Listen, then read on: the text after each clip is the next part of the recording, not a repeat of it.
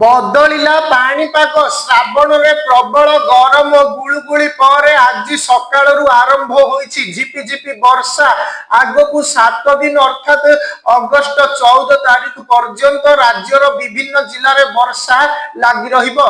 एहा सहित केतेक जिल्ला रे वर्षा सह घड़घड़ी एवं पवन बहिबार संभावना रहिछि।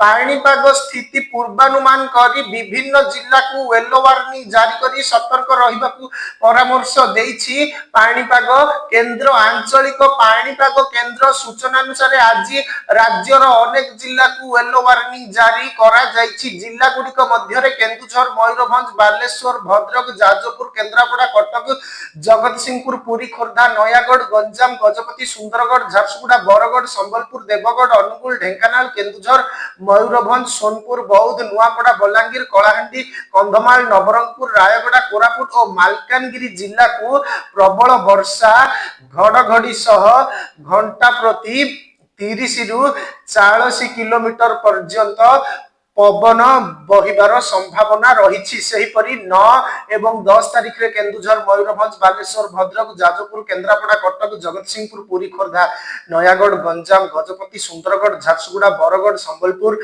देवगढ़, अनुगुल, ढेंकानाल, केन्दुझर, मयूरभंज, सोनपुर, बौद्ध, नुआपड़ा, बलांगीर, कलाहांडी, कंधमाल, नवरंगपुर, रायगड़ा, कोरापुट और मालकानगिरी भली जिला को येलो वार्निंग जारी करा जाइछि। एही सब जिला गुडिकरे गोटिए किंबा दुईटी स्थान रे प्रबल वर्षा घड़घड़ी सह झटका पवन बहिबा नै संभावना रही। अन्यपटे 11 रु 14 तारिख पर्यंत राज्यर विभिन्न जिल्लार गोटिए किंबा दुईटी स्थान रे वर्षा और घड़घड़ी हेबाकू थिबा बेले 17 तारिख जाए पाग एहीपरि रहिबो बोली आकलन करिछि आंचलिक पाणीपाग केन्द्र।